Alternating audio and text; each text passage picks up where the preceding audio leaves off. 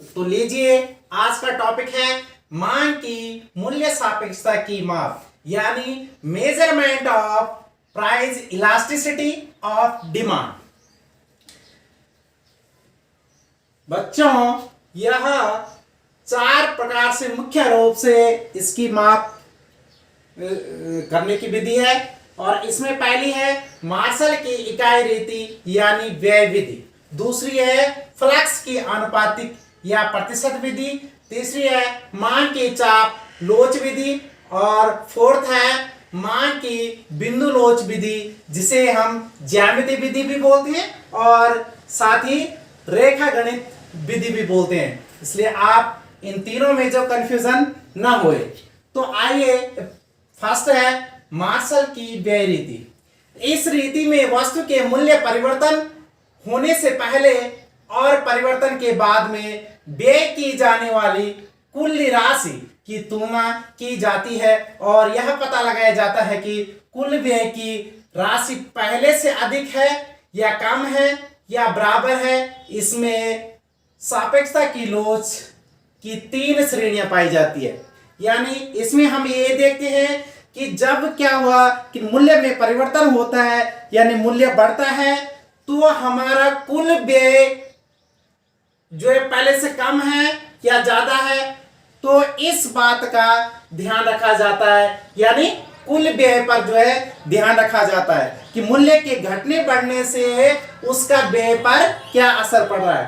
तो इसकी जो यानी इस व्यय रीति में जो मूल्य सापेक्षता है उसको 3 प्रकार की श्रेणी में बांटा गया है। पहला है मांग की मूल्य सापेक्षता इकाई के बराबर, यानी elasticity of demand is equal to the 1, और दूसरा है मांग की मूल्य सापेक्षता इकाई से अधिक, यानी elasticity of demand is greater than 1, और तीसरा है मांग की मूल्य सापेक्षता इकाई से कम, यानी elasticity of demand is less than 1। तो आइए, पहला है कि मांग की मूल्य सापेक्षता इकाई के बराबर कब होता है। देखिए, यदि मूल्य में परिवर्तन के फलस्वरूप वस्तु के व्यय पर किसी भी प्रकार का परिवर्तन न हो तो मूल्य की सापेक्ष लोच इकाई के बराबर होगी।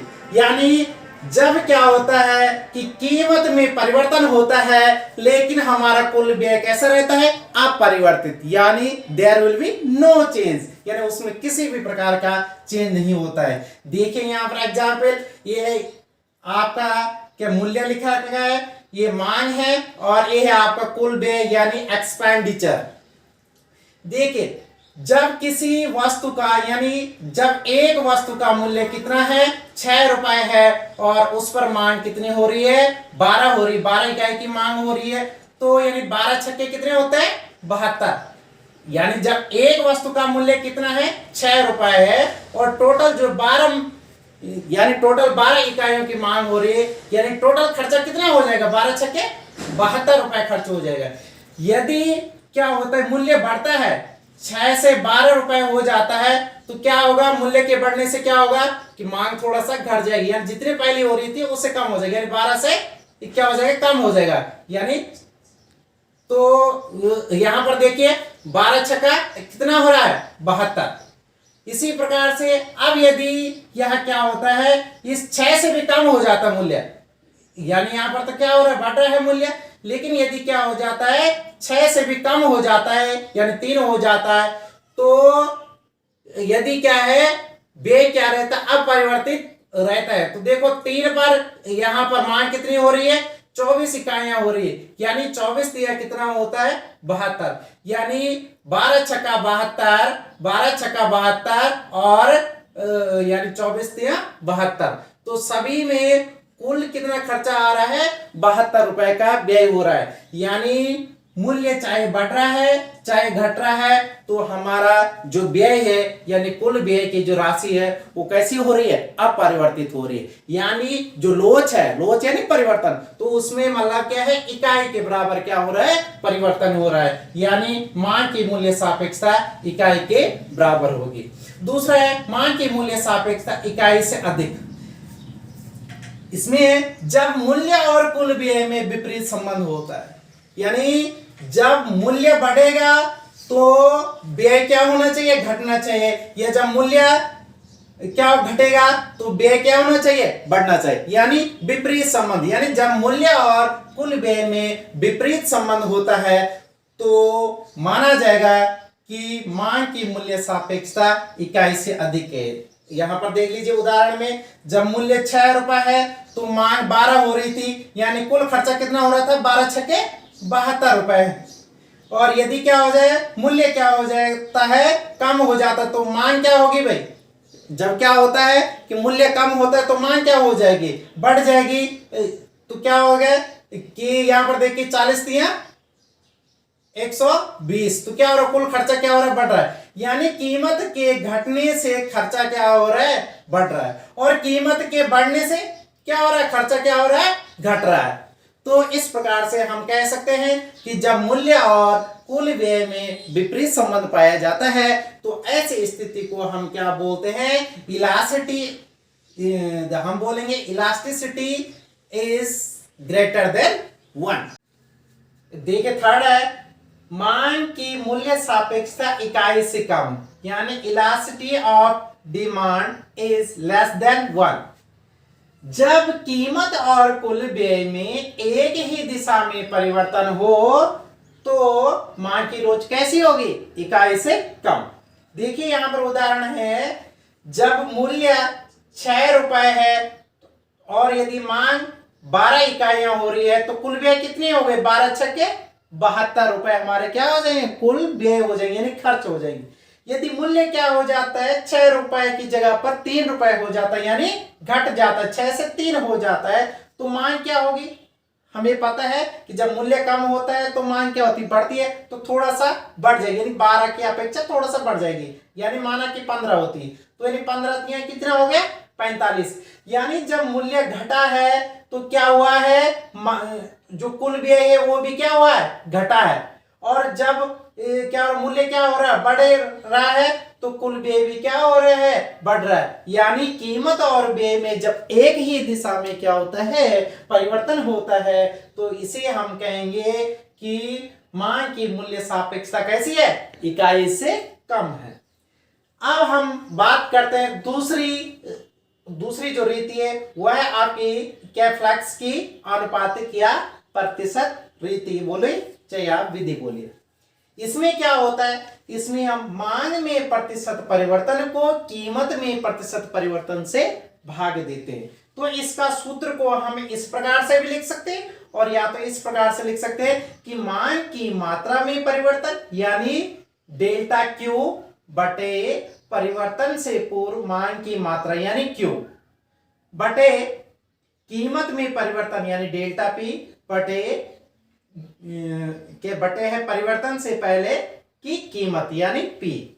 इसे हम गणितीय रूप में इस ढंग से लिख सकते हैं, किस ढंग से लिख सकते हैं, यह है आपका डेल्टा क्यू बटे क्यू बटे यानी इस पूरे का बटे क्या है, डेल्टा पी बटे पी। और जब हम इसको सॉल्व करेंगे तो ये जो भिन्न है ऊपर वाली भिन्न है, यानी इसमें दो प्रकार की भिन्न है, एक भिन्न तो ये है और एक भिन्न ये है। तो ये जो ऊपर वाले भिन्न को तो हम क्या रखेंगे, सेम लिखेंगे डेल्टा क्यू बटे क्यू। और ये जो नीचे वाले भिन्न है यानी बटा जो है ये यानी डिवाइड बाय के निशान जो है गुणा में क्या हो जाता है, चेंज हो जाता है। तो अब यहां पर ये जो भिन्न होती है इसका अंश का हर और हर का अंश में बदल जाता है, यानी भिन्न उल्टी हो जाती है। तो डेल्टा पी बटे पी का उल्टा क्या हो जाएगा, पी ऊपर आ जाएगा और डेल्टा पी नीचे आ जाएगा। क्यों, क्योंकि हमने यहां से भाग से हमने इसको क्या कर दिया, गुणा में बदल दिया। ये गणित का एक रूल होता है, इसके लिए बोलते हैं क्या कहते हैं, व्युत्पन्न, ये यानी व्युत्क्रम, मतलब यानी हम क्या कर देते, इसका उल्टा कर देते। और इसको हम ऐसा कर सकते हैं कि डेल्टा क्यू है ये बटे डेल्टा पी, यानी इसको हम यहां पर लाएंगे इंटू पी बटे क्यू, यानी हमने इसका क्या कर दिया, स्थान को थोड़ा सा परिवर्तन कर दिया। तो यानी हमारा जो मुख्य जो सूत्र है वो हो गया डेल्टा क्यू बटे पी इंटू पी बटे क्यू। ये हमने इसका जो कर्म है ये डेल्टा पी यहाँ था लेकिन हमने इसको यहाँ ला दिया, ये क्यू यहाँ पर था इसको हमने यहाँ ला दिया यानी उधर ले गया, इसलिए हमने ये जो ऐसे किया कि ताकि हमको ये सूत्र जो है आसानी से याद हो जाए, क्योंकि यहाँ पर क्या डेल्टा डेल्टा वाला डेल्टा क्यू बटे डेल्टा पी है और उधर क्या है सिंपली पी बटे क्यू है, इसलिए हमने यूं किया। और जैसा आपने देखा होगा कि क्या होता है 2 गुणा गया 5 बराबर 10 बोलो, चाहे 5 गुणा गया 2 बोलो 10 बोलो, तो तब भी क्या होता है उतना ही होता है। इसी प्रकार से यानी जब हम क्या करते थे गुणा में, जब हम किसी का क्रम बदलते हैं तो उसका कुछ भी असर नहीं पड़ता है। अब इससे क्या आता है, एक जो क्वेश्चन भी आता है ना 3 नंबर का, वो कैसे आता है देखिए, यदि किसी वस्तु की कीमत ₹10 से ₹15 हो जाती है जिसके कारण इसकी मांग 25 इकाइयों से घटकर 10 इकाइयां हो जाती है, तो मांग की लोच ज्ञात कीजिए। इस प्रकार का प्रश्न आ सकता है 3 अंक में। तो देखिए हल कैसे करेंगे, दिया है P = 10। देखिए हमारे पास जो कीमत कितनी है, प्राथमिक कीमत कितनी है हमारे पास दे रखी 10, और P1 यानी जब कीमत बदल गई है तो उसके बाद जो कितनी कीमत हो रही 10 से 15 यानी कितनी है 15, इसलिए डेल्टा P यानी जब कीमत बढ़ करके या घट करके जो कितना हुआ, तो कितना हुआ 10 से 15 होने पर यानी डेल्टा P = कितना हो गया 5 हो गया। तथा इसी प्रकार से Q यानी मात्रा यानी मांग कितनी है, डिमांड कितनी है 25, यहाँ पर देखो 25, और Q1 मतलब जो डिमांड है मांग है वो कितना जो है उसमें जो परिवर्तन आए यानी क्वांटिटी में कितना तो क्या हो रहा है 25 से 10 इकाई हो रही यानी 10। इस प्रकार से डेल्टा Q कितना हो गया 25 और 10 का अंतर कितना होता है 15 यानी डेल्टा Q = 15। तो मूल्य की सापेक्षता लोच का हम सूत्र लगा देंगे delta Q upon delta P into P बटे Q। तो देखो इसका मान हम क्या कर देंगे, लिख देंगे डेल्टा Q का मान कितना है यहाँ पर, देखिए यहाँ पर 15, और डेल्टा P का मान कितना है यहाँ पर 5 इंटू P का मान कितना है यहाँ पर देखो 10, तो यहाँ पर 10 लिखते हैं, Q का मान है 25। हम क्या कर देंगे काट देंगे, तो इससे ये कर 5 और जो 10 आपस में क्या हो रहे कट रहे, किससे कट रहे, किसका भाग जा रहा है इन दोनों में 5 का भाग जा रहा है, तो 5 × 5 5 दूनी 10। क्यों, क्योंकि गणित में क्या होता है गुणा में आपस में संख्याएं कट जाती, तो 5 और 10 क्या होंगे ये जो आपस में काट देंगे, 5 × 5 5 दूनी 10, तो यहाँ पर 2 लिख देंगे, यहाँ पर 1 लिख देंगे। इसी प्रकार से 15 और 25 क्या हो रहे कट रहे, किससे कट रहे 5 से कट रही है, 5 का भाग दोनों में जा रहा है, तो 5 × 15 और 5 × 25। तो देख लो यहाँ पर 3 दूनी कितना होता है 6 होता है, और 5 × कितना होता है 5 होता है, यानी ऊपर कितना है अंश में कितना है 6 आया और हर में कितना है आया 5 आया। तो 5 का भाग देंगे आप 6 में, 6 बटे 5 का मतलब 5 का भाग देना 6 में, तो 5 × 5 एक बार भाग गया है बचा 1, तो फिर 5 का भाग 1 में नहीं जाता है तो लगी दशमलव, तो बढ़ गया 1 0, तो 5 दूनी 10 हो गया यानी 1.2 आया। 1.2 का मतलब है कि इसका मान 1 से ज्यादा है, यानी जो हमारे लोच है इलास्टिसिटी ऑफ डिमांड है दैट इज ग्रेटर देन 1 यानी 1 से अधिक।